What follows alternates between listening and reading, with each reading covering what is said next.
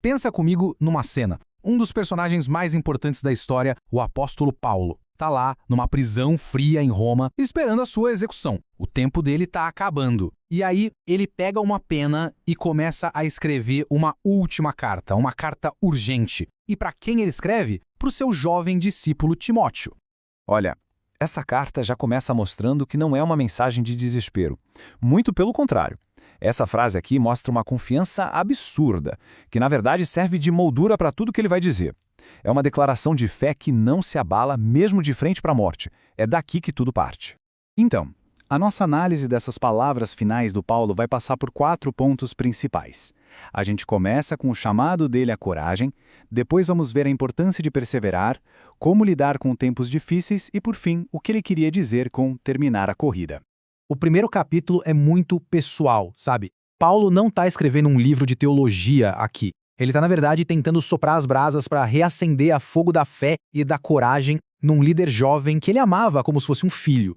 E o mais interessante é como Paulo ancora essa coragem. Ele lembra Timóteo que a fé que ele tinha, uma fé genuína, não apareceu do nada. Ela foi um legado, passado com todo cuidado pela influência da mãe dele, Eunice, e também da sua avó, Lloyd.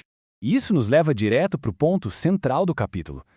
Paulo basicamente diz, olha, o que Deus nos deu não foi um espírito de medo ou timidez, mas sim de poder para a gente agir, de amor como motivação e de equilíbrio, de autodisciplina para a gente perseverar. Logo em seguida, ele o convida a encarar o sofrimento como parte da jornada, usando a si mesmo como o grande exemplo. Ele até contrasta a lealdade de amigos, como Onesíforo, que não mediu esforços para encontrá-lo na prisão, com a galera da província da Ásia que simplesmente o abandonou. O recado é bem claro: ser fiel tem um preço, mas vale a pena. No segundo capítulo, o tom da conversa muda um pouco.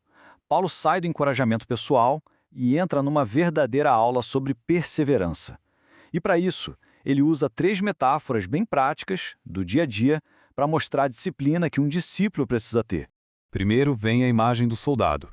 Para agradar o seu comandante, um bom soldado não fica se metendo nos assuntos da vida civil, né? É uma forma muito poderosa de ilustrar a necessidade de ter foco total na vida cristã, sem ficar se desviando com preocupações que não são essenciais.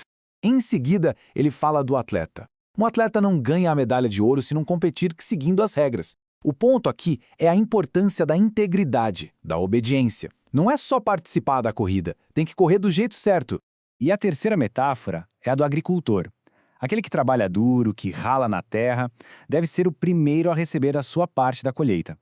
É uma conexão bem direta entre o trabalho diligente e a recompensa que vem depois. O esforço fiel sempre dá resultado. Então, essas 3 figuras, o soldado focado, o atleta disciplinado e o agricultor trabalhador, levam a um objetivo em comum que está lá no versículo 2,15. É ser um obreiro aprovado. E o que seria isso? É ser alguém que não tem do que se envergonhar, que sabe manejar a verdade com precisão e habilidade. Chegando no capítulo 3, o tom muda de novo, e de forma bem drástica. Paulo deixa o encorajamento mais de lado para fazer um alerta bem sério, quase uma profecia sobre o cenário moral e espiritual super desafiador que Timóteo ia ter que encarar. Paulo descreve uma cultura totalmente voltada para si mesma, obcecada com o próprio umbigo e bem longe de uma fé de verdade. Ele lista várias características: egoísmo, amor ao dinheiro, arrogância e uma religiosidade só de fachada, que não tem o poder de transformar ninguém. E aqui, Paulo coloca 2 caminhos opostos na mesa. De um lado, tem a turma com comichão nos ouvidos, que só quer ouvir o que agrada, procurando mestres que validem seus próprios desejos. Do outro lado, a Escritura, que foi inspirada para ensinar, corrigir e preparar para a vida de verdade. Então, a solução que Paulo apresenta para navegar nesses tempos perigosos está bem aqui: a autoridade e a utilidade da Escritura. Para ele, ela é um antídoto definitivo contra uma cultura de engano e falsidade. E assim, a gente chega no último capítulo, que é o grande clímax emocional da carta. São as últimas palavras de Paulo, o seu testamento final como mentor, sendo passado para a próxima geração. Dá para sentir a urgência na ordem final que Paulo dá a Timóteo. A missão principal dele é uma só: proclamar a mensagem. Não importa se é um momento conveniente ou não, se as pessoas querem ouvir ou não, em tempos bons ou ruins, a tarefa é a mesma. E aí Paulo olha para a própria vida. Com essas 3 frases icônicas, ele resume uma vida inteira vivida com propósito, com convicção E o mais importante, uma vida concluída. Ele não está se gabando, ele está, na verdade, declarando: missão cumprida. E essa é a confiança final dele. Uma confiança que não está nele mesmo, mas na justiça e na recompensa que vem de Deus. Ele correu a corrida, e agora só espera o prêmio que vem do juiz justo.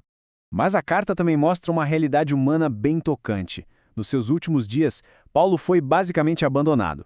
Ele fala de um tal de Demas, que o deixou porque amava mais o mundo. No fim, só Lucas estava com ele. E mesmo assim, o foco dele continua sendo na fidelidade daqueles poucos que ficaram. E no fim, essa ordem final de Paulo a Timóteo acaba se tornando uma pergunta que ecoa através do tempo. Ele terminou a corrida dele. E esses temas de fidelidade, de perseverança, de legado, continuam ressoando até hoje, desafiando cada um a pensar em como está correndo a própria corrida.